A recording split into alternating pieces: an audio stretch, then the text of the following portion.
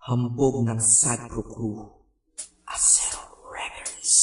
Isang beses pa lang ako na nagmahal ng ganito. Hindi ang isip kung hindi ang puso ang ginamit ko. Sa sobra kong pagmamahal naging bulag-bulagan. Ipinagpilitan kahit na ipagtulak-tulakan. At imbis na ako ang magalit, ako'y nagpakumbaba. Kasi nga mahal kita, kaya ko yan nagagawa. Hinihingi ko lang naman sa'yo ay mahalin mo lang. Yun lang naman ang gusto ko eh.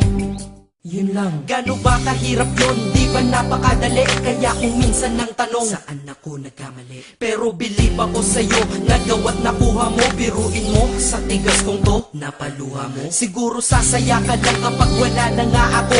O ayan nangyari na, okay ka na? Ano, sinundong kita ngunit sa iba ka nagpahatid. At nagmahal ako, mali ng minahal ko ay mali.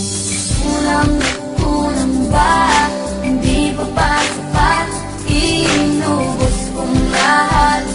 Panahon ko sa'yo, anong gagawin? Di mo pinapansin. Etong damdamin, aking paglalambing.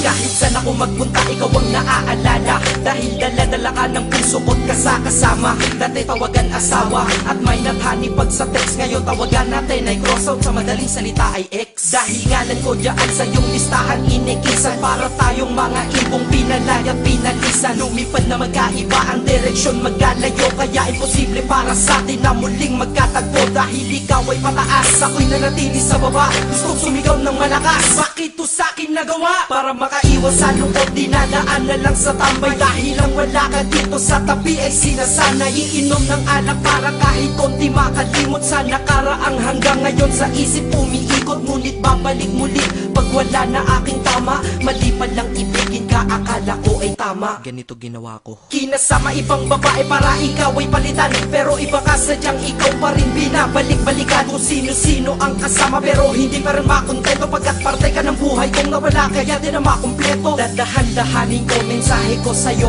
para kahit kaunti man lang tumagusto sa puso mong nara. At sana isagutin mo ang huli kong katanungan, bakit mo ako iniwan? Saan ako nagtanong? Bakit ba sa mundong to may mga taong hindi marunong makontento? Mga taong manloloko. Kami naman tong mga nagpapaloko. Tanong ko sa inyo, ano nararamdaman nyo pag nanloloko kayo? Pero minsan, sana matanong nyo sa sarili nyo, ano pakiramdam ng mga naluloko nyo?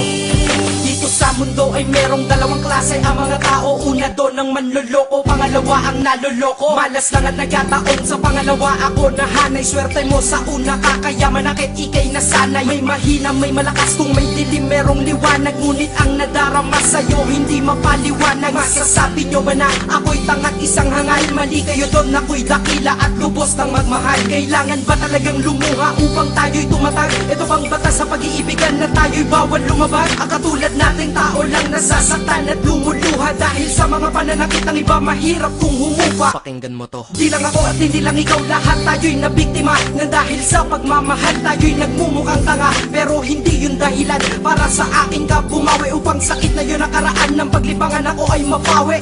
Inubos ang lahat-lahat ng panahon, lahat ng sakin ay sa ilang lahat. Dapat alam mo yun, kulang na kulang ba? Ha, kulang na kulang pa ba yun? Naway madala ka sa awitin, damahin mo lungkot ko ngayon. Pero kung sa iba ka masaya, masaya na rin ako. Kaysa naman sa malungkot ka kapag ako kasama mo. Ito ang mensahe ko sa isang babae ko pinapupunta.